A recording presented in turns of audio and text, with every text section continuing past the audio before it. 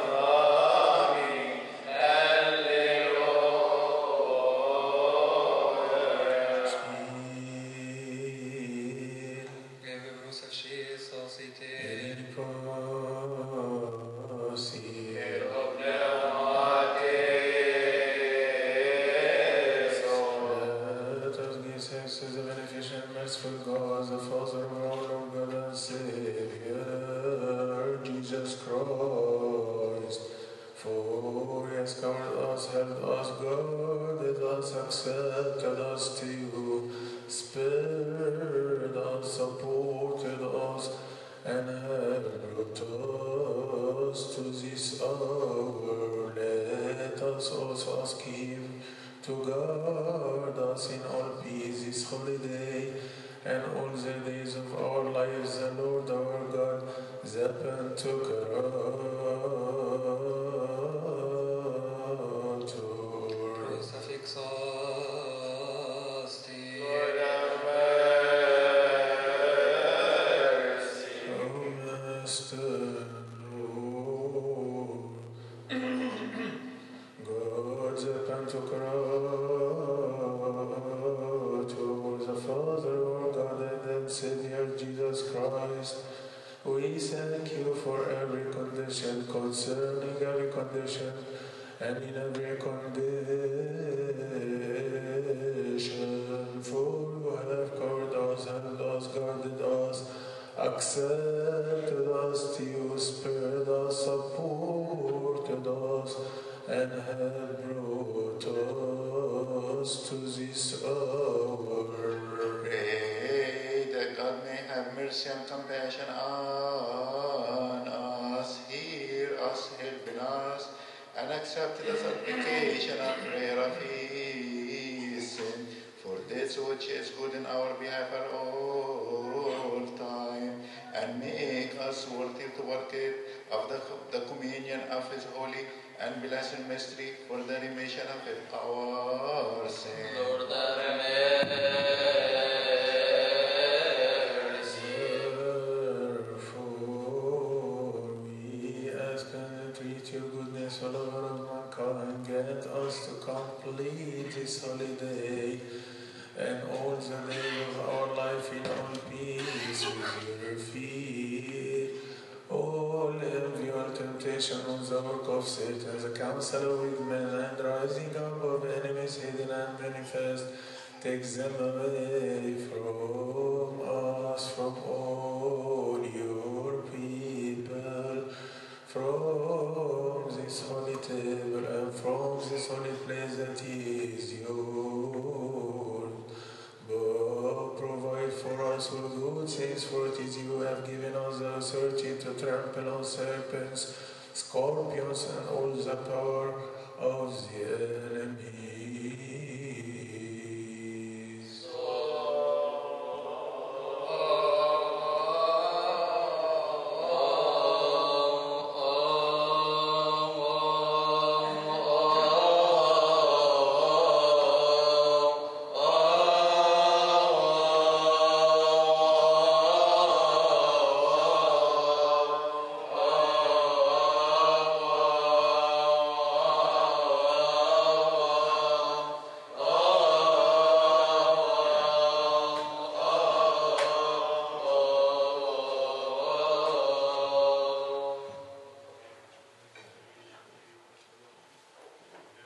الذي فم الثالوث قدوس الاب والابن والروح القدس فم الكنيسه الواحده الرحيه المقدسه جمع رسولك الاثنى عشر رسولا فم نظر الانجيل مرقس رسولك الرشيد بطريرك القديس ساويرس معلم ديسكورس القديس سناسس رسولي قديس بطرس خاتم شادريس كان قديس يوحنا زابيل فم قديس كيرلس قديس باسيليوس قديس إيروريوس 312 مقام بنقية وال150 قسطنطينية 200 بأفسس فم أبونا كان رئيس فترة كان بابا أنبا تودروس الثاني فم حقارتي لأنهم باركوا المقدس وقدوس إلى أبوريهم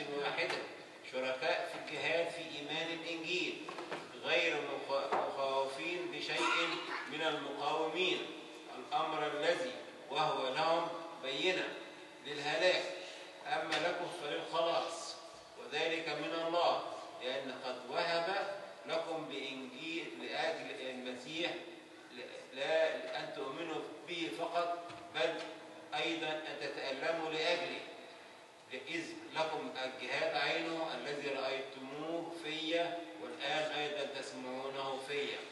فإن كانت تعزية الماء ففي المسيح، وإن كانت تعزية الماء للمحبة، وإن كانت شركة الماء في الروح، وإن كانت أحشاء ورأفة، فتمموا فرحي حتى تفتكروا فكرا واحدا، ولكم محبة واحدة بنفس واحدة، مفتكرين شيئا واحدا، لا تصنعوا شيئا بتحزب أو بعجب، بل بتواضع، حاسبين بعضكم البعض أفضل من أنفسكم، لا ينظر لك كل واحد إلى ما هو لنفسه فقط، بل كل واحد إلى ما هو للآخرين. وليكن فيكم هذا الفكر الذي هو في المسيح يسوع، الكائن في صورة الله، والذي لم يحسب خلصة أن يكون معادلا لله، لكنه أخلى ذاته، آخذا صورة عبد، صائرا في شبه الناس، وإذا وجد في الهيئة كإنسان وضع ذاته وأطاع حتى الموت، موت الصليب. لذلك زاده الله ورفعه وأنعم له باسم فوق كل اسم، لكي تكسو باسم يسوع كل ركبة ممن في السماء ومن على الأرض ومن تحت الأرض، ويعترف كل لسان أن الرب يسوع المسيح مجد لله الآب. نعمة الله الآب تحت على أرواح آبائنا وأمهاتنا. آمين.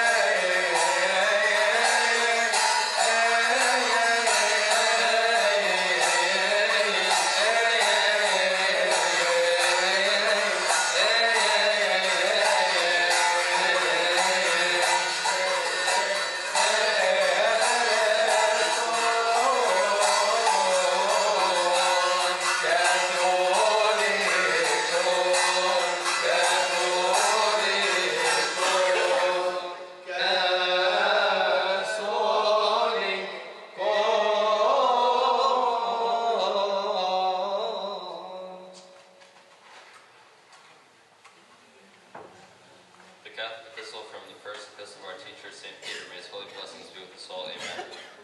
But the word of the Lord endures forever. Now this is the word which by the gospel was preached to you. Therefore, laying aside all malice, all deceit, all hypocrisy, envy, and all evil speaking, as newborn babes, desire the pure milk of the word, that you may grow thereby, if indeed you have tasted that the Lord is gracious. Coming to him as to a living stone, rejected indeed by men, but chosen by God and precious. You also as living stones are being built up a spiritual house, a holy priesthood, to offer up spiritual sacrifices acceptable to God through Jesus Christ. Therefore it is also contained in the Scripture, Behold, I lay in Zion a chief cornerstone, elect, precious, and he who believes in him will by no means be put to shame. Therefore to you who believe, he is precious. But to those who are disobedient, the stone which the builders rejected has become the chief cornerstone, and a stone of stumbling and a rock of offense. They stumble, being disobedient to the word to which they were appointed. But you are a chosen generation, a royal priesthood, a holy nation, his own special people, that you may proclaim the praises of him who called you out of the darkness into his marvelous light, who once were not a people, but are now the people of God, who had not obtained mercy, but now have obtained mercy. Do not love the world or the things which are in the world. The world is passing away in its lust, but he who does the will of God abides forever. Amen. الإبراكسيس فصل من أعمال آبائنا الرسل الأطهار المشمولين بنعمة الروح القدس بركتهم تكون معنا آمين. وكان الله يصنع على يدي بولس قوات غير معتادة حتى كان يؤتى عن جسدي بمناديل أو مآزر إلى المرضى فتزول عنهم الأمراض وتخرج الأرواح الشريرة منهم. فشرع قوم من اليهود الطوافين المعزومين أن يسموا على الذين بهم الأرواح الشريرة باسم الرب يسوع قائلين: نقسم عليكم بيسوع الذي يقرر به بولس. وكان الذين فعلوا هذا 7 بنين لسكاوى رجل يهودي رئيس كهنة. فقال الروح الشرير لهم: أما يسوع فأنا أعرفه، وبولس أنا أعلمه، وأما أنتم فمن أنتم؟ فوثب عليهم الإنسان الذي كان فيه الروح الشرير وغلبهم وقوى عليهم حتى هربوا من ذلك البيت عراة ومجروحين. وصار هذا مظلوما عند جميع اليهود واليونانيين الساكنين في أفسس، فوقع خوف على جميعهم، وكان اسم الرب يسوع يتعظم. وكان كثيرون من الذين آمنوا يأتون مخبرين بأفعالهم. وكان كثيرون من الذين يستعملون السحر يجمعون الكتب ويعرفونها أمام الجميع وحسبوا أساميهم فوجدوا 50,000 من الفضة. هكذا كانت كلمة الرب تنمو وتقوى بشدة. ولما كملت هذه الأمور وضع بولس في نفسه أنه بعدما يجتاز في مقدونية وأخائية يذهب إلى أورشليم قائلا: إني بعد ما أصير هناك ينبغي أن أرى رؤيا أيضا. وأرسل إلى مقدونية 2 من الذين كانوا يخدمونه، تيموثاوس وأرسطوس، ولبث هو زمانا في آسيا. وكلمة الرب تنمو وتزداد وتعتز وتثبت في كنيسة الله المقدسة. آمين. In the name of the Father, and the Son, and the Holy Spirit, one God, Amen. Today is the 22nd day of the blessed Mass of Abib. May God end it in goodness and renew it for us in peace and tranquility, while our sins and iniquities are forgiven through the tender mercies of our Lord. O my fathers and my brethren, Amen. On this day of the year 20 of the martyrs, 304 AD, St. Macarius, the son of Basileus, the chancellor, was martyred. This saint was Christian from the city of Antioch of Syria. When they reviewed with Macarius the orders of Emperor Diocletian, which dictated the worship of idols, he did not heed them. When the emperor knew that, he issued an order to exile him to Alexandria. He bid farewell to his mother and asked her to care for the poor and the needy. On the way, the Lord Christ appeared to him in a nightly vision, strengthened and encouraged him, and told him what would happen to him. When he arrived to Alexandria, he stood before Armenius, the governor, and confessed to the Lord Christ before him. He deceitfully treated him well because he knew that he was the son of Basilius the chancellor. When Macarius refused his promises, the governor tormented him with all kinds of tortures. Afterwards, the governor sent him to Nicaeus, where he was tortured again. They cut off his tongue and arms and placed hot nails in his side. God wrought many splendid miracles in the hands of the saint. Among these, one day a funeral procession passed by him, and the saint asked the Lord Christ to reveal his glory. And the man rose from the dead instantly. The risen man told the people around him of what happened, what he saw in Hades, and that Christ is the Lord of all. Many believed and were beheaded and received the crowns of martyrdom. It happened that Arrhenius, the governor of Antioch, was present in Alexandria, and he took the saint with him on his way back to Ancynia. When they arrived to Xanthos, the ship stopped and they could not move it. The governor ordered the soldiers to dismark the saint to the shore, where they were beheaded. Thus he received the crown of the martyrdom. When Emperor Constantine reigned, the saint appeared to the commander Aegelius in a nightly vision and told him the whereabouts of his body. He took the body, built a church after his name, where he placed the body. God had honored many by manifesting many miracles from his pure body. The blessings of his prayer be with us all, amen. On this day also of the year 19 of the martyrs, Saint Liturgy of Tripoli was martyred. This saint was born in the city of Tripoli in Syria to Christian parents. He was perfect in his conduct and gentle in his demeanor. He read continuously in the Holy Scriptures. When he enlisted in the army, he preached to his fellow soldiers and advised them to believe in the Lord Christ, the true God. The commander brought the saint to question him. The saint replied, saying, "Who shall separate us from the love of Christ? Shall tribulation, or distress, or persecution, or famine, or nakedness, or peril, or sword?" The commander became enraged and imprisoned the saint. The next day he brought him back and asked, "With what power do you dare to disobey the orders of the emperor and drive the people away from worshiping the gods?" The saint replied, "Truly I desire that all people come to know the Lord Christ and believe in him. If you also abandon your error and worship Christ, you too will inherit the heavenly kingdom." The commander became angry and ordered to torture him severely until his blood poured out while he was praising God. Finally, Saint Liturgy delivered up his pure spirit while he was in prison and received the crown of martyrdom. A wealthy Christian woman, who was the wife of one of the commanders of the Emperor Diocletian, took his pure body. She shrouded it and put him in a coffin inside her home, where she placed a lit lamp before him. God had delivered her husband from the tyranny hand of Diocletian with the prayers of the saint. After the end of the era of persecution, they built a church after his name and relocated his body to it on the first day of Bayonne. The blessing of his prayers be with us all, amen, and glory be to our God forever, amen. Señor,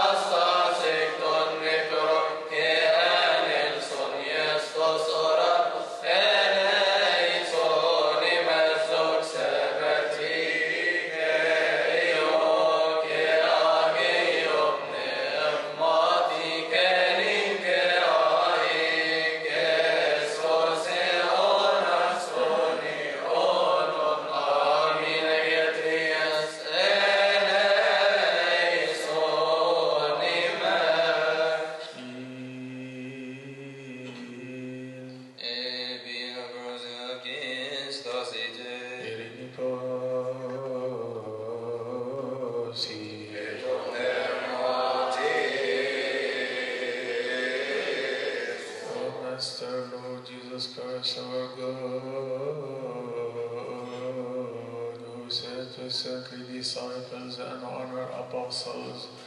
Many prophets and righteous men have desired to see the things which you see and have not seen them, and to hear the things which you hear and have not heard them. But blessed are your eyes, for they see, and your ears, for they hear. May we be worthy to hear and to act according to your holy gospel, through the prayers of your saints.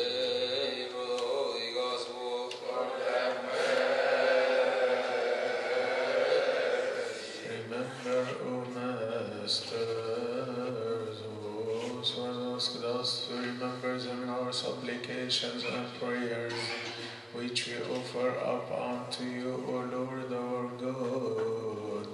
Those who have already fallen asleep, repose them. Those who are sick, heal them. For you are the life of us all, the salvation of us all, the hope of us all, the healing of us all, and the resurrection of us all.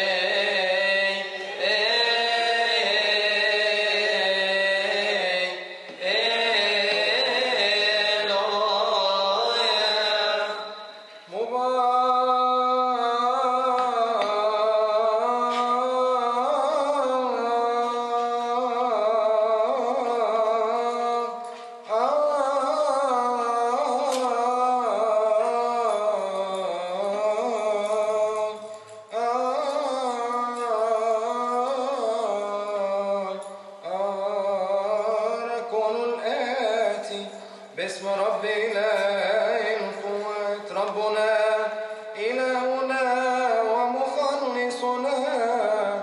وملكنا كلنا يسوع المسيح ابن الله الحي الذي له المجد الدائم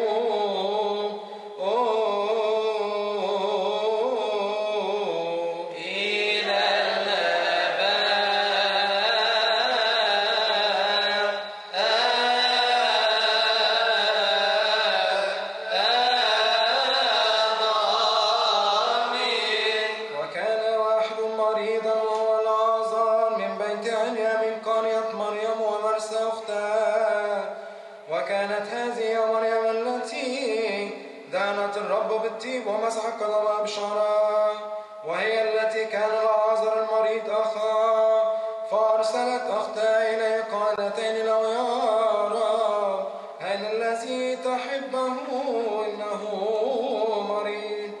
فلما سمع يسوع قال هذا المرض ليس هو مرض الموت بل لأجل مجد الله ليتمجد ابن الله به. وكان يسوع يحب مرثا ومريم أخت العازر، فلما سمع أنه مريض أقام من الموضع الذي كان فيه يومين. وبعد ذلك قال لتلاميذه نذهب إلى اليهودية أيضا، فقال له تلاميذه يا معلم الآن كان اليهود يطلبون أن يرجموه وتمضي أيضا إلى هناك. أجاب يسوع قال له أليس النهار 12 ساعة؟ فمن يمشي في النهار لا يغفر لأنه ينظر نور هذا العالم، ومن يمشي في الليل يوصل لأن النور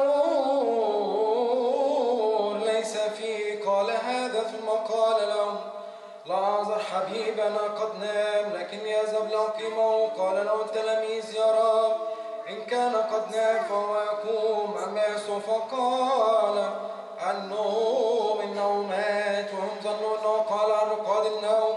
حينئذ قال لهم يسوع علانية لعازر قد مات، وأنا أفرح من أجلكم لأني لم أكن هناك لتؤمنوا لكن لنذهب إليه. فقال توما الذي يدعى التوأم لرفاقه التلاميذ لنمضي نحن أيضا لكي نموت معه.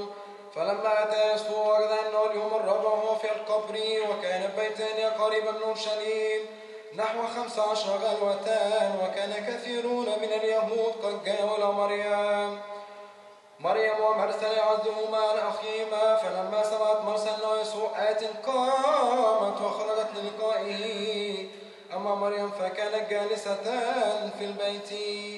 فقالت مرثا ليسوع يا ربي لو كنت ها هنا ما كان أخي ليموت، لكني أيضا أعلم أن كل ما تطلبه من الله يعطيك الله إياه. فقال لا يسوع سيقوم أخوك. قالت له مرثا أنا أعلم أنه سيقوم في القيامة في اليوم الأخير. قال لا يسوع إنه القيامة والحق والحياة، من يؤمن بي ولو مات فهو يحيا، وكل من هو حي مؤمن بي فلن يموت إلى الأبد. تؤمنين بهذا؟ قالت له نعم يا ربي، أنا أؤمن أنك أنت والمسيح ابن الله الآتي إلى العالم. ولما قال هذا مضت ودعت مريم أختها سرا وقالت لها المعلم ها هنا وهو يدعوك. فلما سمعت نادت مسرعة وجاءت إليه لأن يسوع لم يكن قد جاء إلى القرية بل كان لا يزال في المكان الذي لقته فيه مرثا. فاليهود الذين كانوا معه في البيت يعزونهما. فلما رأوا مريم قامت مسرعة وخرجت تبعوا وظنين أنها ذاهبة إلى القبر لتبكي هناك. فلما جاءت مريم إلى حيث كان يسوع ورأته خرت عند قدميه قالت يا ربي لو كنت ها هنا ما كان أخي ليموتا. فلما رأى يسوع تبكى ورأى اليهود أيضا الذين جاءوا يبكون تألما بالروح واضطربا وقال لهم أين وضعتموه؟ فقالوا له يا رب تعالى وانظر. فدمعت عيني يسوع. فقال اليهود انظروا كيف يحبه. وقال بعض منهم أما كان أن يقتل هذا الذي فتح عينيه المولود أعمى ألا يدع هذا أيضا يموت. فتحنن يسوع في نفسه وجاء إلى القبر، وكان مغارتان، وكان على باب حجر عظيم. فقال لهم يسوع: ارفعوا هذا الحجر. قالت له مرثا أخت الميت: يا رب، قد أنتن لأنه له 4 أيام. فقال لها يسوع: ألم أقل لك إنك آمنت لو ترين مجد الله؟ فرفعوا الحجر عن باب القبر.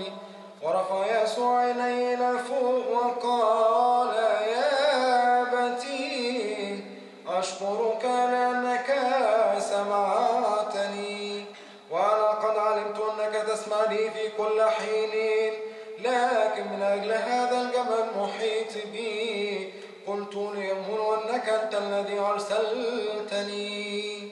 ولما قال هذا صرخ بصوت عظيم: لعازر هلم خارجا.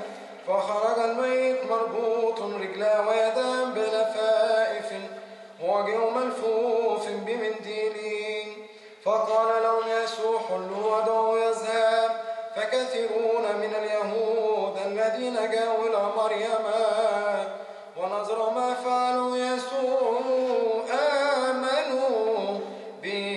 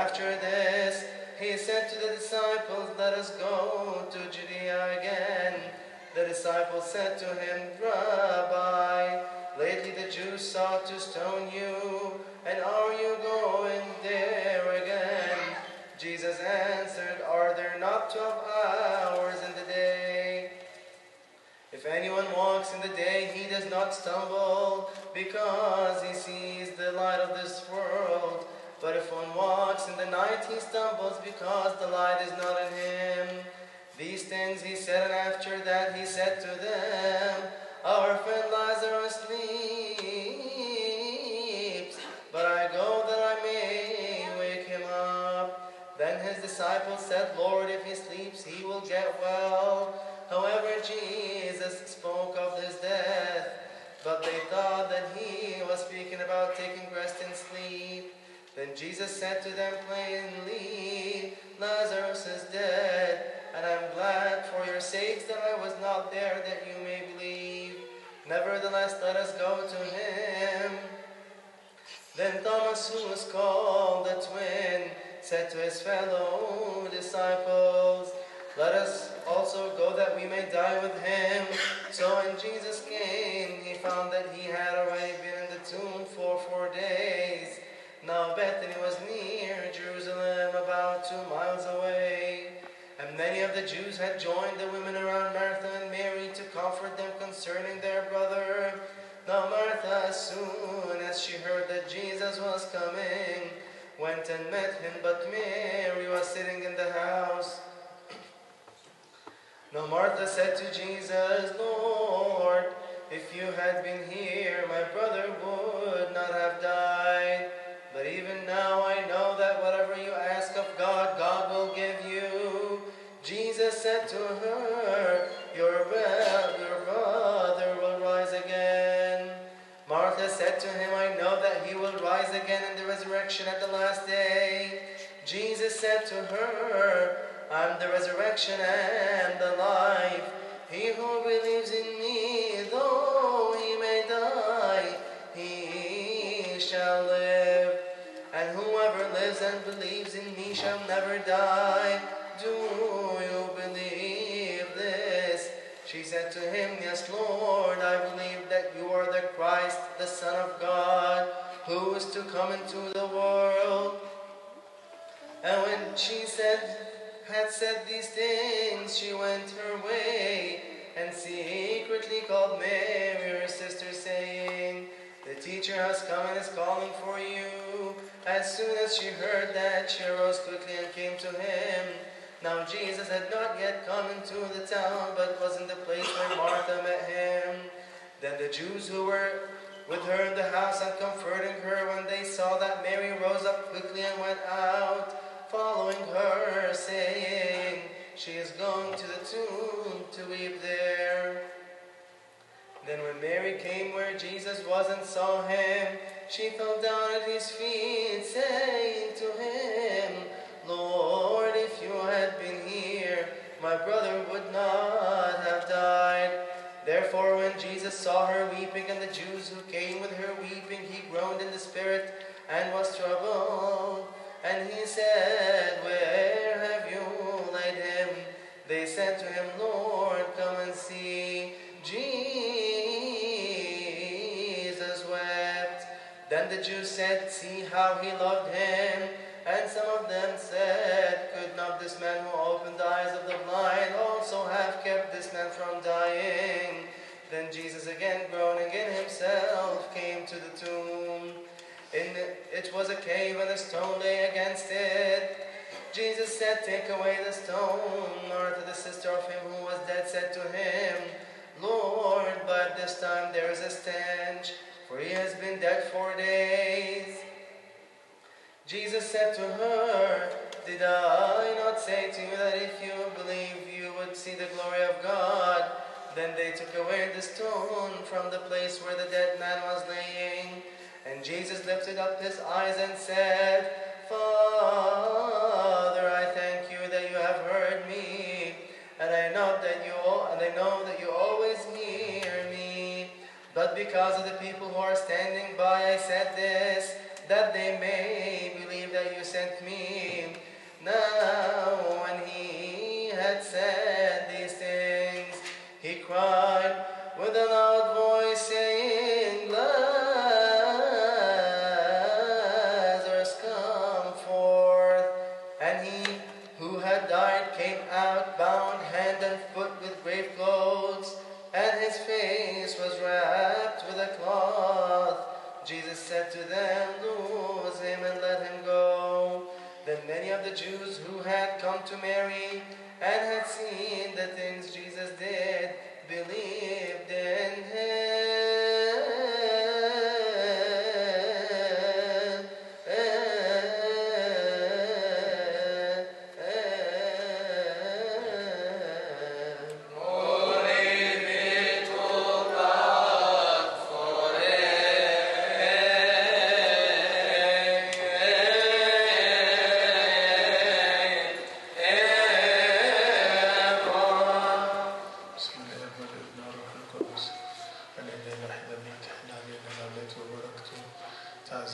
الأبد الأبدين وإلى دار الدائرين أمين. أنا مش طول عليكم عشان الوقت. إنجيل معلمنا يوحنا النهارده يتكلم عن إقامة العازر. تعالوا بس ناخد آية واحدة نركز فيها، نعتبرها هي دي الرسالة اللي ربنا بعتها لنا. يقول كده: فلما سمعت مرسى أن يسوع آت لاقته. فلما سمعت مرسى أن يسوع آت لاقته. لما مرسى سمعت أن ربنا يسوع المسيح جاي راحت تتقابل معاه. عشان كده تعالوا نتكلم عن اللقاء مع ربنا يسوع المسيح. فلما بس خليه دايما في الباك مايند عندنا الآية دي: فلما سمعت مرسى أن يسوع آت لاقته. فلما سمعت مرسى أن يسوع آت لاقته. سر اللقاء إزاي؟ لما احنا كتير بنسمع المسيح جاي، لكن يا ترى عندنا نفس الرغبة ان احنا نتقابل مع شخص ربنا يسوع المسيح؟ يا ترى عندنا الاشتياق ان احنا نتقابل معاه؟ ما احنا كتير بنسمع المسيح موجود في عشية، المسيح موجود في قداس، ربنا يسوع موجود في انجيل. عندنا اشتياق ان احنا نتقابل معاه. لما سمعت مرسى ان يسوع آت لاقته. طب اللقاء ده يبقى ازاي؟ 3 حاجات. نمرة 1 كل يوم، نمرة 2 بعمق، نمرة 3 بلجاجة. اللقاء اللي مع المسيح لازم يبقى هو ده. عشان كده لو سمحت في علاقتك مع ربنا يسوع المسيح حط المثلث ده قدام عينيك كل يوم: بعمق بلجاجة. فلما سمعت مرسى أن يسوع آت لاقته. سر اللقاء، وعشان يبقى لقاء حي قوي اعمل ال3 دول كل يوم بعمق بلجاجة. نمرة 1 كل يوم. معلمنا بولس الرسول في روميا يقول: متضرعا دائما في صلواتي. ما هي دي كل يوم؟ متضرعا دائما، يعني رافع ايده دايما لربنا، متضرعا دائما في صلواتي. وفي إنجيل معلمنا لوقا 18 يقول: أفلا ينصف الله مختاريه الصارخين إليه نهارا وليلا. كل يوم. السر يا جماعة هو كل يوم. وفي تسالونيكي الأولى 3 آيات مشهورين صغيرين: افرحوا كل حين، صلوا بلا انقطاع، اشكروا في كل شيء. افرحوا كل حين، صلوا بلا انقطاع، اشكروا في كل شيء. كل يوم. أقول لكم على حاجة يمكن لو سمعتوها تستغربوا. اليوم فيه 24 ساعة. احنا عايزين ندي ربنا نص ساعة بس في اليوم. صعب؟ بس. ومش نص ساعة ورا بعض، دي نص ساعة متفرطة. يعني لو انت صليت صلاة باكر في 10 دقايق، صليت صلاة النوم في 10 دقايق، قعدت مع الإنجيل 5 دقايق، قلت صلاة يسوع 5 دقايق، ادي نص ساعة. ايه رأيكم تيجوا نعمل كده؟ فلما سمعت مرسى أن يسوع آت لاقته. ده سر اللقاء. عشان اللقاء يبقى لقاء حي لازم كل يوم. كل يوم. اوعى يوم ما تصلي. ما هي نص ساعة. 10 دقايق باكر، 10 دقايق صلاة النوم، 5 دقايق إنجيل، 5 دقايق صلاة يسوع بس. لو عملت ال3 حاجات دول بنعمة ربنا، علاقتك بربنا بعد شوية تبقى حية وقوية جدا. فلما سمعت مرسى أن يسوع آت لاقته. في إنجيل معلمنا لوقا 2: ولما تمت أيام تطهيرها حسب شريعة موسى صعدوا به إلى أورشليم يقدموه للرب. بيتكلموا عن الست العذراء ويوسف النجار لما أخذوا ربنا يسوع المسيح. بيقول كده: ولما تمت أيام تطهيرها حسب شريعة موسى صعدوا به إلى أورشليم ليقدموه للرب. كلمة يقدموه للرب في الترجمة اليونانية معناها يحطوه جنب ربنا. وانت لما تصلي كل يوم خلي الفكرة دي عندك، ان كل يوم انت بتكلم ربنا انت بتحط جنب ربنا. في مشكلة حطها جنب ربنا، في طلبة حطها جنب ربنا، في اشتياق عندك حطه جنب ربنا. فلما سمعت مرسى أن يسوع آت لاقته. كنت برضو قريت في مرة مجموعة كنايس كان عندهم اجتماع على مستوى عالمي، فتوجهت الدعوة لقادة الكنايس. بس اتفاجئوا في الدعوة دي مكتوب عبارة غريبة قوي، بيقولوا ايه؟ لن يتم الاحتفال بالقداس الإلهي لضيق الوقت. لن يتم يعني في الاجتماع ده اللي قادت كل كنائس العالم يحضروه، لن يتم الاحتفال بالقداس الإلهي لضيق الوقت. فقاد أحد قادة الكنائس دي علق وقال كده: لو لم نحتفل بالقداس الإلهي ستظل كنيستنا صامتة. متفاهمين العبارة دي؟ لو ما صليناش تفضل الكنيسة ايه؟ خرصة، مش بتتكلم. وده اللي يفسر لنا ليه كنايس كتير مش بتعرف تكرز ولا تبشر ولا تنتشر في العالم زي ما كنا بنسمع زمان عن الرسل. عارفين ليه؟ لأن الكنيسة ايه؟ صامتة. الكنيسة مش بتصلي كويس. لو الكنيسة بتصلي كويس توصل للعالم كله. فلما سمعت مرسى أن يسوع آت لاقته. واحد من الولاد كان مسافر استراليا، فبيحكي لي تقريبا الرحلة مش عارف تاخد يمكن 30 ساعة ولا حاجة. فالولد ده بيحكي لي، بسأله بقول له في مصر يعني، بقول له الرحلة كانت صعبة؟ قال لي كانت طويلة بس مش صعبة. فبقول له ليه ما كانتش صعبة؟ قال لي يا منى اكتشفت لك اكتشاف رائع. بقول له ايه؟ قال لي في الطيارة في الآخر خالص بيبقى في حتة فاضية كده، آخر الطيارة خالص خالص في جزء كده فاضي، مش مطبخ، جزء كده يعني. فقال لي كل ساعتين أروح واخد الأجبية بتاعتي واقف، ما هو في الآخر خالص كل الناس ظهر الناس لمين؟ للولد، لأن هو آخر واحد. يروح ماسك الأجبية ويصلي صلاة من صلوات السواعي. قال لي خلصت 7 صلوات لقيت الرحلة ايه؟ خلصت. صحيح، ما هو شاطر، ما عرف يستغل الوقت. كل يوم كل يوم كل يوم. اللي مش هيصلي كل يوم مش هيبقى له علاقة مع ربنا. كل يوم. وانا اديتكم قانون سهل قوي، نص ساعة، 10 دقايق باكر، 10 دقايق صلاة النوم، 5 دقايق إنجيل، 5 دقايق صلاة يسوع. قول 100 مرة صلاة يسوع في ال5 دقايق دول، هتقدر تخلصه. نمرة 2، لما سمعت مرسى أن يسوع آت لاقته. احنا قلنا اللقاء ده يبقى قوي ازاي؟ نمرة 1 كل يوم، نمرة 2 ايه؟ بعمق، نمرة 3 بلجاجة، نمرة 2 بعمق. عايزينه لقاء بعمق، مش عايزينه لقاء كده. تعالوا نقرا في صمويل الأول عن حنة أم صمويل. هي في اللغة العربية تتنطق حنة مش حنة، حنة. فحنة أم صمويل اتكتب عنها 4 كلمات حلوين قوي. نمرة 1 فصلت إلى الرب، نمرة 2 وبكت بكاء، نمرة 3 أكثرت الصلاة، نمرة 4 كانت تتكلم في قلبها. وهم دول ال4 محاور، دول هم سر الصلاة بعمق. عايز تصلي بعمق؟ اعمل زي حنة أم صمويل دي، اعمل ال4 محاور اللي هي قالتهم أو اللي اتقالوا عنها. نمرة 1 فصلت إلى الرب، يعني كل مرة تقف تصلي أنت عارف إنك واقف قدام مين؟ ربنا. هتقف إزاي قدام ربنا؟ هي دي تفرق معاك. فصلت إلى الرب، ربنا واقف. القداس ده يا جماعة احنا مش عمالين نأدي ألحان. دايما نقول للشمامسة كده، احنا مش بنأدي ألحان، احنا بنصلي الألحان.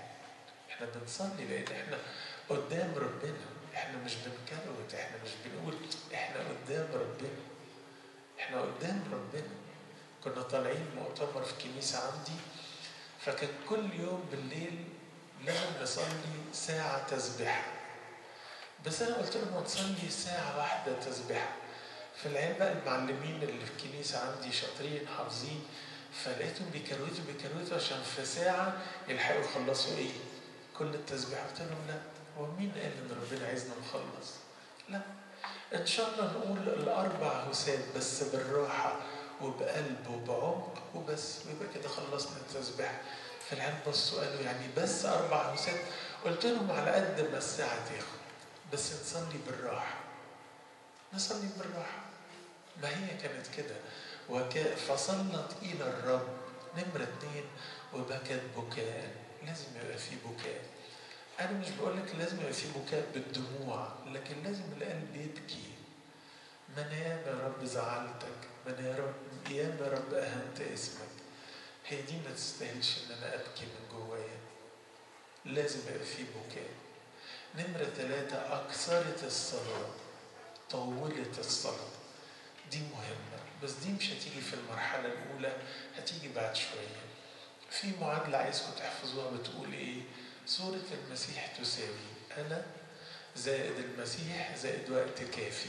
يعني لو أنا عايز أبقى على صورة المسيح لازم أنا ولازم المسيح ولازم إيه؟ وقت كافي. كل ما هتقعد وقت قدام ربنا كل ما هيبقى فيه عمق. ونمرة 4، كانت تتكلم في قلبها. يعني الصلاة مش باللسان بس، بإيه؟ بالقلب.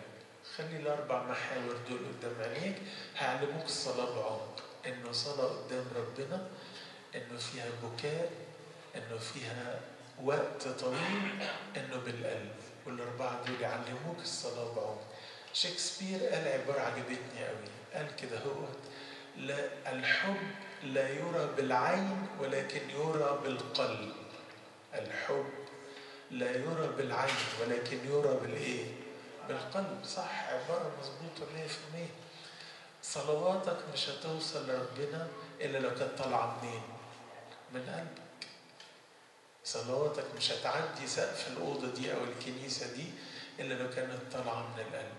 الحب لا يرى بالعين ولكن يرى بالإيه؟ بالقلب. خلينا نحط دي قدام عينينا. قريت قصة عجبتني قوي عن واحد كولونيل كبير قوي، والراجل ده خلاص كان قرب يطلع معاش يعني. واحد ضيف راح يزوره في الوحدة العسكرية بتاعته، لقاه نشاط غير عادي، عمال يعمل خطط ويعمل تدريبات ويعمل ايه ده؟ فبص عليه كده قال له: مش انت خلاص فاضل لك 20 يوم وتسيب المكان وتطلع معاش؟ قال له: اه. قال له: يعني عايزني اعمل ايه؟ قال له: ابدا، تحط رجل على رجل وتسيب الدنيا وانت ماشي خلاص. قال له: لا، اصل انا حصل لي موقف في حياتي غير حياتي. قال له: ايه؟ قال له: والدي قبل ما يموت جمعنا كلنا وبعدين راح ندهني وقربت ودني منه وقال له كده، قال له: ابني، اوعى تعيش الحياة اللي انا عشتها، لكن عيش حياة مختلفة. فالعبارة دي هي اللي خلتني بالمنظر ده. النهاردة برضو أنا بقول لك لو سمحت عيش حياة إيه؟ مختلفة. بلاش كما لقوم عادة، بلاش نيجي الكنيسة كأننا متعودين. لا، عيش حياة مختلفة، عيش قداس مختلف، عيش وقفة صلاة مختلفة، عيش حوالين الإنجيل مختلف. عيش الطريقة المختلفة دي تخلي ربنا يعمل معاك أعجيب. آخر حاجة عشان الوقت، لجاجة. فلما سمعت مرسى أن يسوع آت لاقته. شكل اللقاء ده إيه؟ نمرة 1، فاكرين ولا نسيتوا؟ قولوا فاكرين، لو فاكرين قولوا لي. أول حاجة إيه؟ نمرة 1 إيه؟ كل يوم. نمرة 2 بعمق. نمرة 3 بلجاجة. لجاجة يعني ذنب. أقول لكم على إحصائية عملناها في الكنيسة عندنا. عارفين بنقول كيريا ليسون في القداس الواحد كم مرة؟ لا، في القداس كله، يعني من أول تقديم الحمل لغاية امضوا بسلام. إحنا الولاد شمامسة جمعوا لقينا بنصلي في القداس الواحد 117 مرة كيريا ليسون. طب مش دي لجاجة؟ ربنا بيحب الزن قوي. أنا عارف إن إحنا مش بنحب الزن، يعني لو حد زن عليا أتضايق، صحيح، لكن ربنا عكسنا، بيحب الزن قوي. تعالى نقعد نزن عليه، تعالى نقعد نهريه زن. يعني ما هو الكنيسة بتقول له في قداس واحد 117 مرة يا رب ارحم. هو مش بيزهق؟ لا، مش بيزهق، بيفرح. تعالى نعمل كده. علشان كده لما نقرأ عن صمويل الأول 12، صمويل نفسه بيقول كده: أما أنا فحاشا لي أن أخطئ إلى الرب فأكف عن الصلاة من أجلكم. واعتبر إنه لو وقف الصلاة دي بالنسبة له تبقى إيه؟ خطية. بيصلي دايما من أجل الناس، من أجل الشعب، من أجل القادة، من أجل الجنود، من أجل الجيش. أما أنا فحاشا لي أن أخطئ إلى الرب فأكف عن الصلاة من أجلكم. واتقال عن ربنا يسوع المسيح في لوقا 22: وإذ كان في جهاد كان يصلي بأشد لجاجة، مع أنه هو ملك الملوك ورب الأرباب، بس بيعلمنا المنهج، بيعلمنا المفتاح. وكان في جهاد كان يصلي بأشد لجاجة في بستان جسيماني. وفي أعمال 12 لما بطرس اتسجن وأما الكنيسة فكانت تصير منها صلاة بلجاجة إلى الله من أجله. هو ده المنهج، صلي بلجاجة. ساعات كتير مشاكل تفضل موجودة، عارف ليه؟ لأنك مش بتصلي بلجاجة، لأنه الاحتياج إنك تصلي بلجاجة، لأنه الاحتياج إنك تزن على ربنا، لأنه الاحتياج إنك تقعد تقول وتقول وتقول ملايين المرات وما تزهقش. هيستجيب، لازم ربنا يستجيب، بس هو عايز يحس إنك بتصلي خلاص. يعني تقول له يا رب مش هسيبك، وتقول كده زي ما يعقوب قال: لا أطلقك إلا إيه؟ تبارك. مش هسيبك. بيقولوا في تفسير الكلمة دي لا أطلقك إلا أن تباركني، بيقولوا يعقوب كان ماسك في ربنا كده، ماسكه خلقه كده: لا أطلقك إلا أن تباركني. اعمل كده أنت كمان في لجاجة، هي دي اللي تخلي طعم اللقاء جميل. فلما سمعت مرسى أن يسوع آت لاقته. في علم الإدارة الحديث في المانجمنت بيقولوا كلمة حلوة قوي: أي شخص عايز يمتلك تأثير كبير في الآخرين لازم يبقى عنده 3 صفات. نمرة 1 رؤية، نمرة 2 انضباط، نمرة 3 شغف. ال3 دول برضو يخلوك تصلي بلجاجة. رؤية يعني انت شايف ان صلواتك هتعمل معجزات، خلاص دي رؤية. نمرة 2 انضباط، صمم انك تصلي كل يوم. نمرة 3 شغف، اشتياق. ما هو ال3 صفات دول في المانجمنت بيقولوا بيخلي الإنسان يمتلك تأثير كبير على اللي حواليه. وال3 دول برضو بنعمة ربنا لو خدتهم هيبقى عندك نوع من اللجاجة في الصلاة وبتصلي كويس. رؤية، تبقى عارف إن صلواتك مهمة، طبعا مهمة. مين اللي هيسند ولادك؟ مين اللي هيسند بيتك؟ مين اللي هيسند ولد بعيد ضل مشي في طريق وحش؟ ما هي الصلاة. مين اللي هيحل المشاكل؟ ما هي الصلاة. مين اللي هيخلي بركة ربنا تحل في المكان؟ ما هي الصلاة. هي الصلاة. ونمرة 2 انضباط، انك تستمر على كده. ونمرة 3 شغف، ان يبقى عندك بنعمة ربنا اشتياق انك تعمل كده. في واحدة ست في الكنيسة عندنا، احنا الكنيسة عندنا منطقة شعبية جدا وناس بسطاء اغلبهم مش بيعرفوا يقروا ولا يكتبوا، بس الناس دول عارفين ربنا كويس. الست دي جات لي قبل صوم الرسل، ابنها عنده مشكلة كبيرة قوي.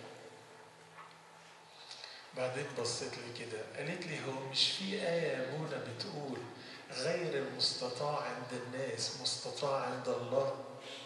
قلت لها في آية بتقول كده. قالت لي خلاص. قلت لها ايه خلاص؟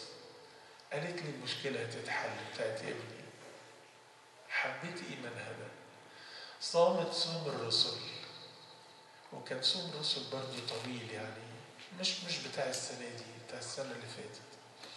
فبعدين قابلتها قبل آخر صوم الرسل، بقول لها ايه الأخبار؟ قالت لي لسه ما اتحلتش، بس أنا متأكدة إنه غير المستطاع عند الناس مستطاع عند الله. وجي فطار الرسل ما فطرتش، وفضلت صايمة لغاية صوم الست العذراء، لحمت الصومين ببعض. وتقريبا في نص صيام العذراء بقول لها ايه الأخبار؟ ما بقتش تقول لي ما اتحلتش، بقت تقول لي غير المستطاع عند الناس مستطاع عند الله. وخلص صوم العذراء ما فترتش، ولزقت صوم العذراء في صوم الميلاد، وصامت لغاية عيد الميلاد. فلما قابلتها قالت لي مش قلت لك غير المستطاع عند الناس مستطاع عند الله؟ المشكلة اتحلت. ما هم دول الناس اللي عارفين ربنا. عارفين يعني صامت قد ايه؟ تقريبا 7 شهور. 7 شهور صيام متواصل، صيام مستمر. ما هو ده اللجاجة اللي ربنا عايزها. آخر حاجة أقولها لكم، كنت ماشي مرة بالعربية وبعدين لقيت ميكروباص مكتوب عليه عبارة عجبتني قوي. مكتوب عليه كده: يا رب ماليش غيرك بتدلع في خيرك. يا رب ماليش غيرك بتدلع في خيرك. عجبتني قوي وركنت على جنب وكتبتها. وبعدين في اجتماع الشباب عندنا كنت بديهم موضوع فقلت لهم العبارة دي: يا رب ماليش غيرك بتدلع في خيرك. يبدو كان واد من الشباب مش مركز فرفع ايده قال لي: يا ابونا الشاهد بتاع الآية دي ايه؟ قلت له: الشاهد بتاعها ميكروباص في شارع شبرا. ما هي كانت مكتوبة على ميكروباص شارع شبرا: يا رب ماليش غيرك بتدلع في خيرك. عجبتني بس صحيح. يا رب ماليش غيرك. عشان كده تعالوا في اللجاجة نعمل كده: يا رب ماليش غيرك بتدلع في خيرك. تعالوا نراجع. فلما سمعت مرسى أن يسوع آت لاقته. شكل اللقاء ايه؟ نمرة 1 كل يوم، نمرة 2 بعمق، نمرة 3 بلجاجة. ربنا يدينا يا رب عشان يبقى لينا علاقة حية مع ربنا يسوع. لإلنا كل المجد والكرامة إلى الأبد. آمين.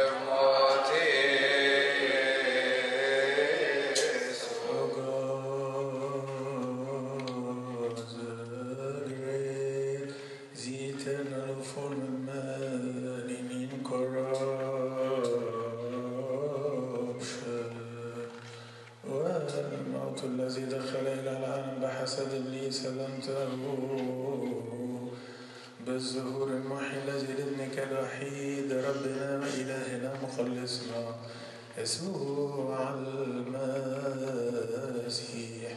You have filled the earth with heavenly peace, by which the host of angels glorify you, saying, Glory to God in the highest, peace on earth, and goodwill toward men. Pray for perfect peace, love in the holy apostolic cases. Lord, have mercy.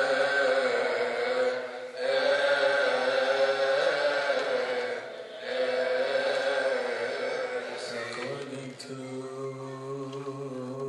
your good will, O God, fill our hearts with your peace. Cleanse us from all blemish, all guile, hypocrisy, all craftiness, and the remembrance of vice, hearing death, and make us all worthy of our Master to greet one another with a holy kiss, that without casting us into condemnation, we may partake of your immortal and heavenly gift in Christ Jesus our Lord.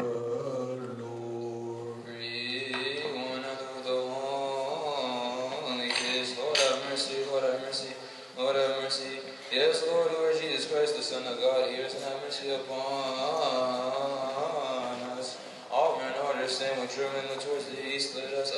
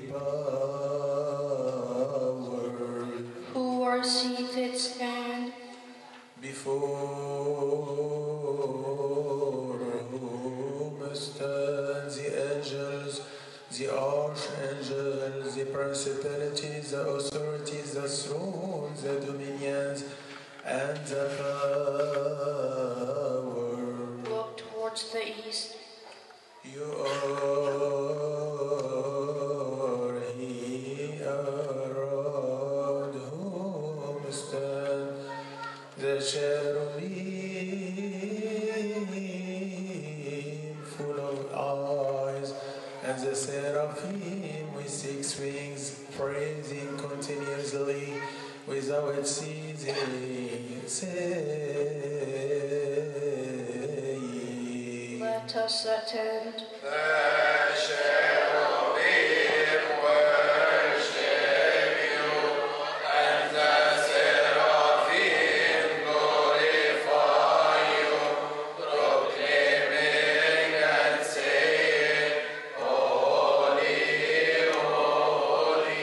Holy, holy, Lord of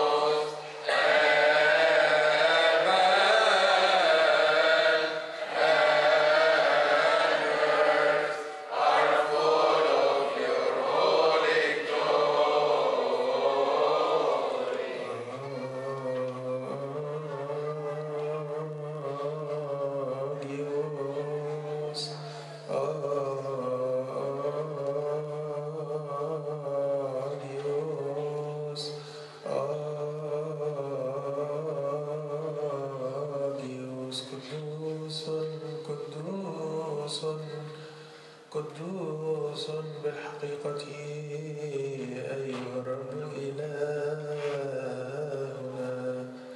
الذي جبلنا خلقنا وضعنا في فردوس النعيم عندما خالفنا وصيتك بغاية الحية سقطنا من الحياة الأبدية نفينا من فردوس النعيم لم تتركنا قائدا إلى الانقضاء بل تعهدتنا دائما بذاك القديسين يا خلي أنذرتنا نحن جلوس في الظلمة وظلال الموت بابنك الوحيد ربنا وإلهنا مخلصنا يسوع المسيح هذا الذي من الروح القدس ومن العذراء القديسة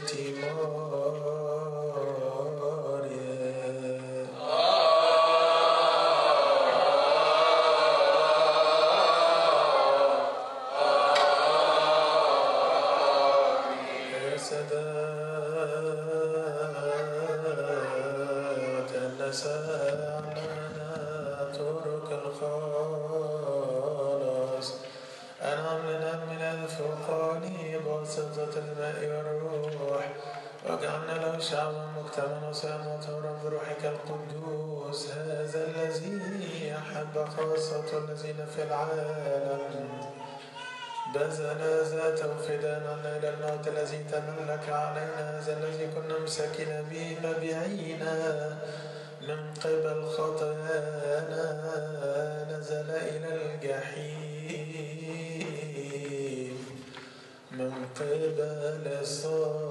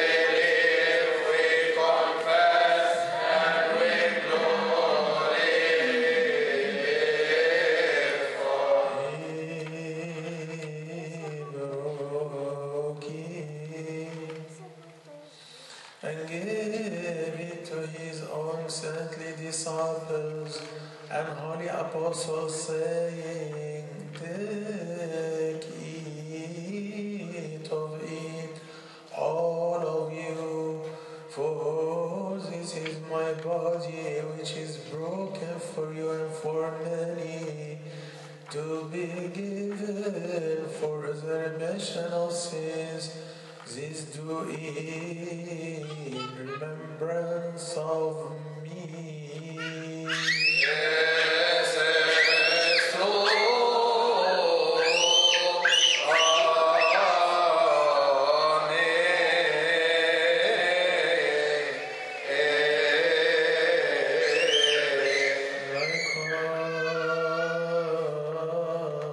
Likewise also the cup after supper, he makes it of wine and water, and when he had given thanks,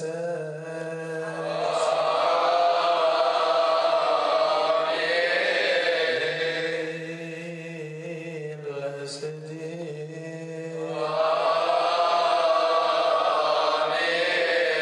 he sanctified it.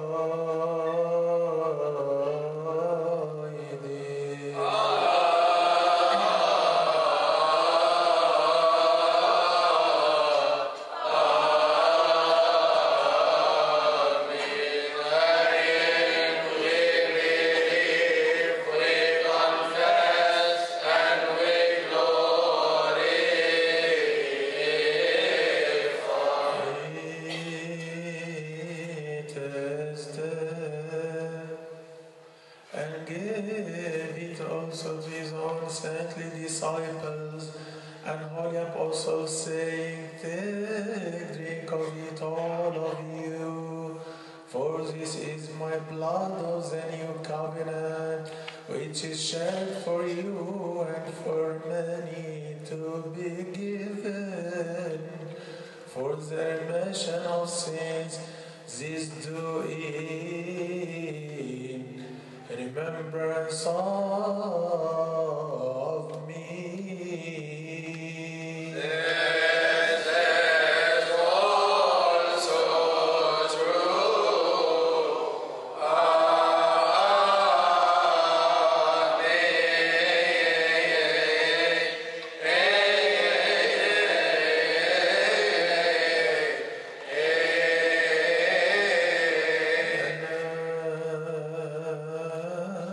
كل مرة تأكلون من هذا الخبز وتشربون من هذه الكأس تبشرون بموتي وتعترفون بقيامتي وتذكرونني إلى أن آجي.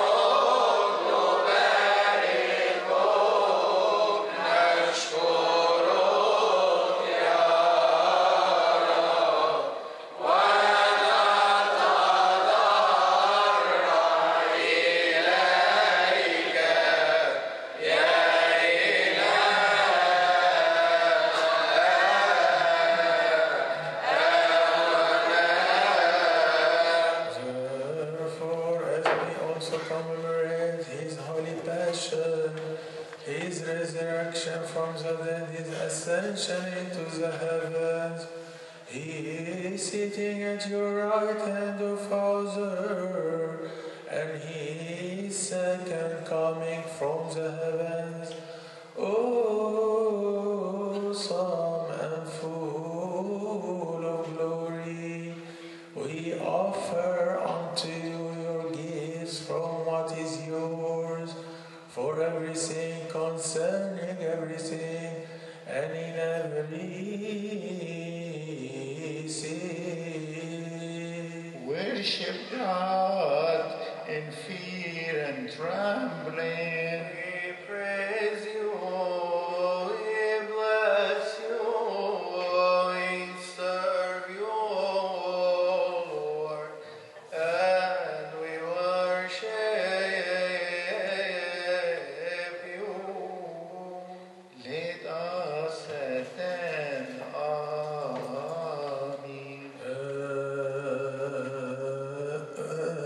As his bread he makes into his holy body. I believe,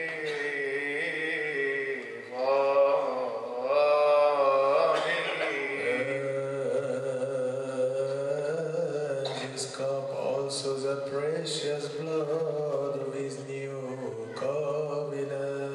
again I believe, amen.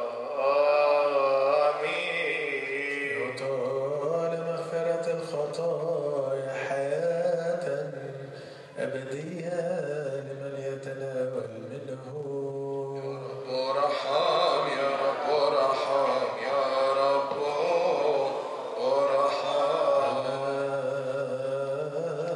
ساقنا كلنا سيدنا تناكل سيطيب طهارة أنفسنا وأجسادنا وروحنا لكي نكون جسدا واحدا وروحا واحدا نجد نصيبا وراثا مع قديسنا يرضاك وزباد.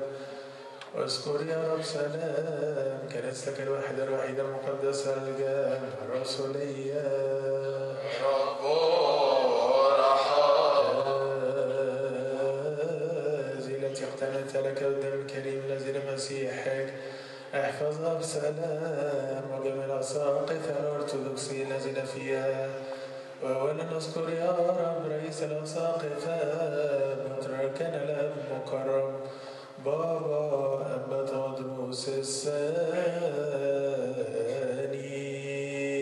يا رب ارحم. والذين يفصلون كلمة الحق باستقامة أعلم بهم على بعدك المقدسة يرون قطيعك بسلام. واذكر يا رب القمامسة والقصوص الأرثوذكسيين والشمامسة. رب ارحم. وكل الخدام وكل الذين في البتولية طهارة كل شعبك المؤمن. واذكر يا رب أن ترحمنا كلنا معا. ارحمنا يا الله لا ضابط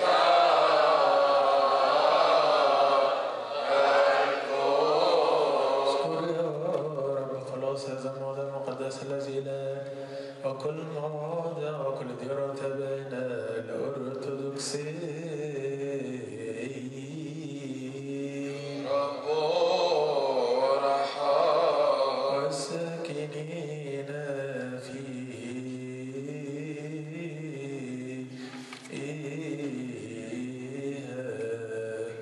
بإيمان الله بك لا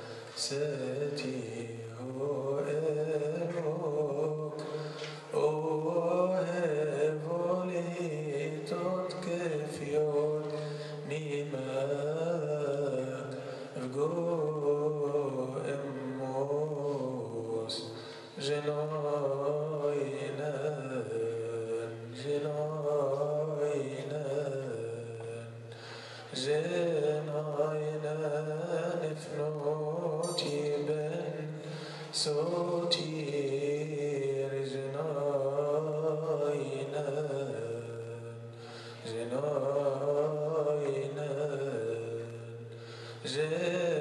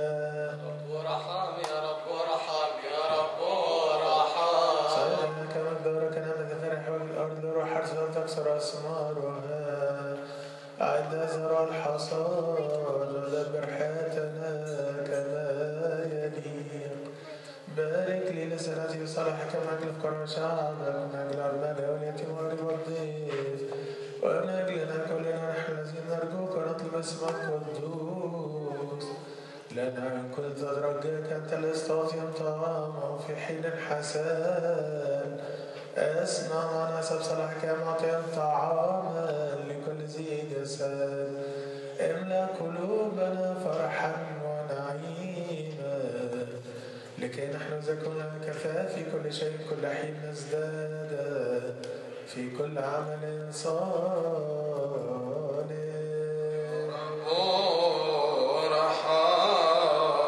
Remember, O Lord, those who have brought you these gifts, those on whose behalf they have been brought, and those by whom they have been brought. Give them all the heavenly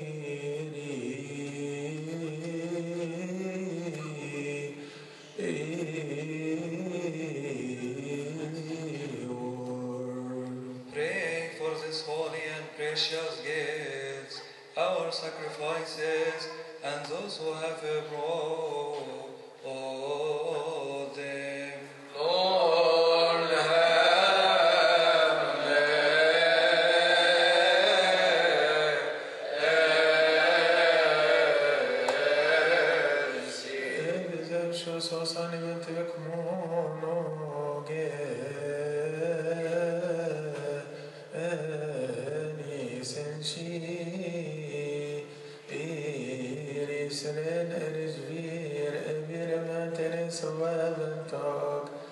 Arikatak senepsho esemtek erefmevi en Jesu abtiru etafranak izjeneb ene nenioti esoem ni patriarchis ni prophetis ni apostolos ni revios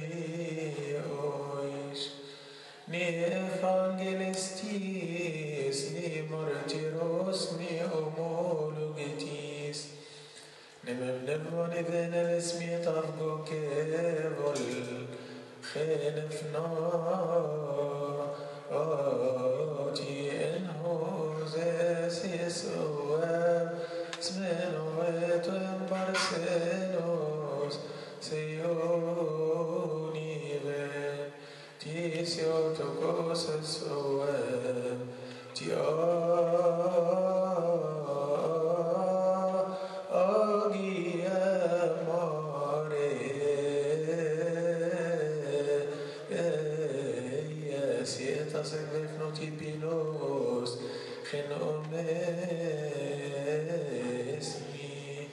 Nembiagius Ioannes, Bibrodromos Baptistis Martyros, Nembiagius Stephanos, Piarchis Diaconos o Embroto Martyros, Nemsivarimos in Evangelistis Marcos Apostolos, es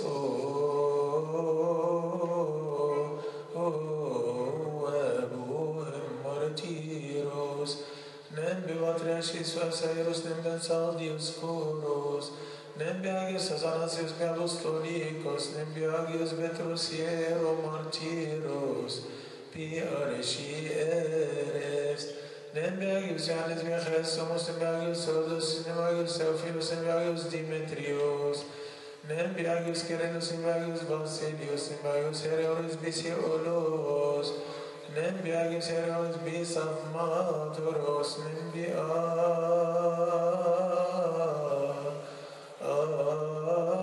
agius Everiore, Eios Piarmenius, nembi Shomchetis Minet Vatsotikanika, nembi Shetelit Constantinopolis, nembi Snovchente Ephesus, nembi Niotenzikios Perestia Valtonius, nembi Smi Avavavli, nembi Shomtes Avava Macarinum Nishiritiero, Nestavroforos, nembi Niotanes Biomenus, nembi Niotavabishoi, Pesmi Permenterios, Bimenariten Terensotiren, Asos, nem forostin, تنسوا بنطاك يا أولى الذين بصلاة موت الباطل ارحمنا كلنا معا قزنا من أجل اسم قدوس مبارك الذي ضيع علينا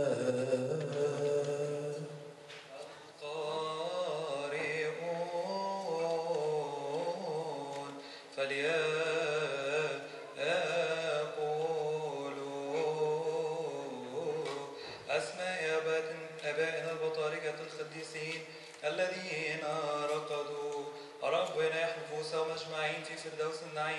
ويغفر لنا خطايانا.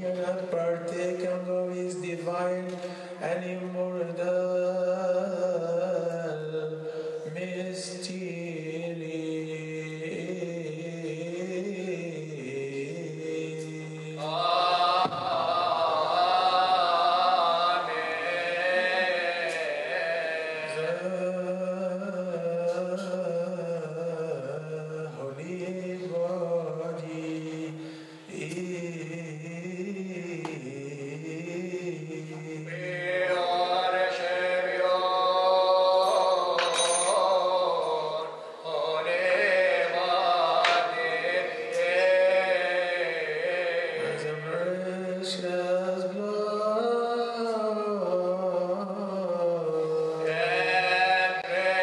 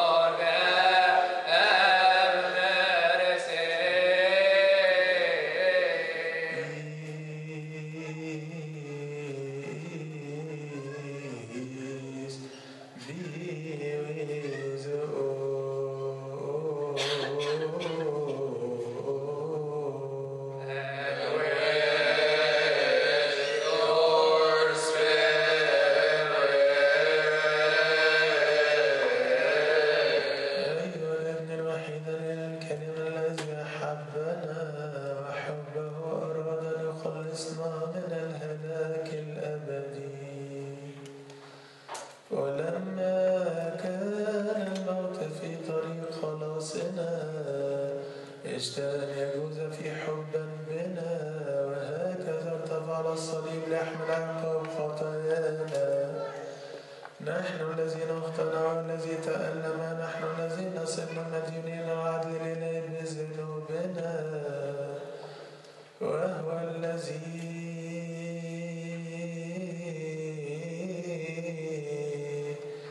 دفع الديون عنا.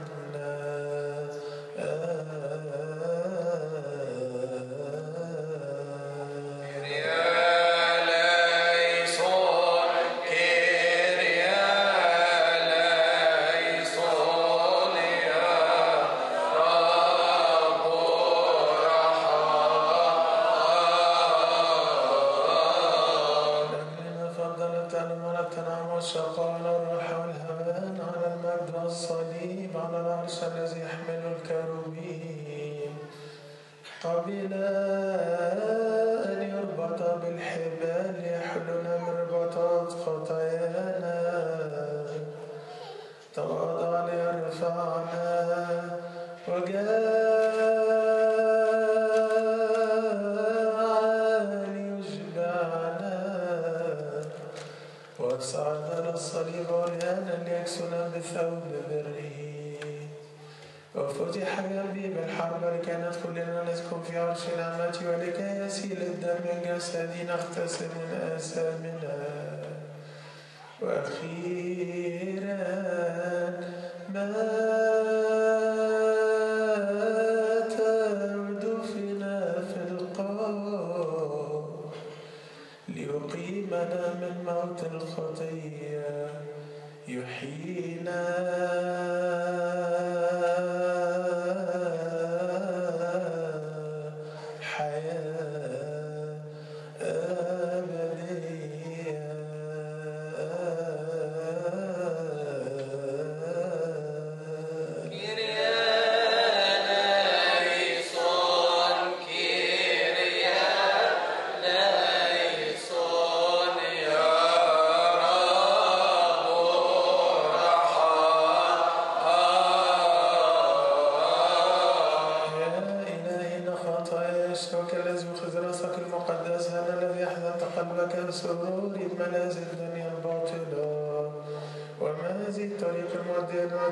تسير فيها مخلصي. أي شيء تحمل على منكبيك هو صليب العار الذي حملته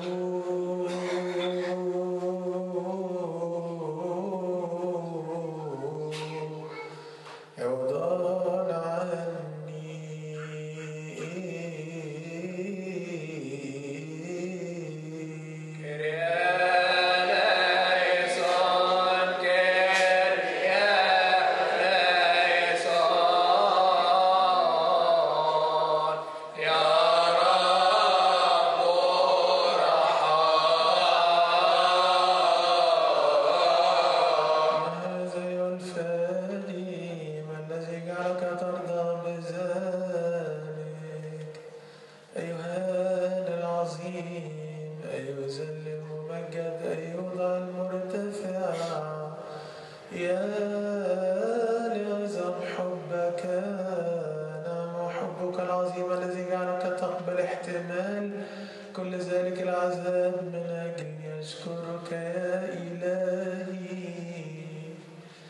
وتشكرك عني ملائكتك وخليقتك جميعا، لأني عاجز عن القيام بحمدك كما يستحق حبك. فهل رأينا حبا أعظم من هذا؟ أحزني يا نفسي على خطاياك التي سببت لفديك الحنون هذه الآلام. ارسلي جرحا ومامي واحتمي فيه عندما يجيب عليك العدو. أعطيني يا مخلصي أن أعتبر عذابك كنزي، كليل الشوك مجدي أوجاعك تنعمي، مرارتك حلاوتي، دمك حياتي، ومحبتك فخري وشكري.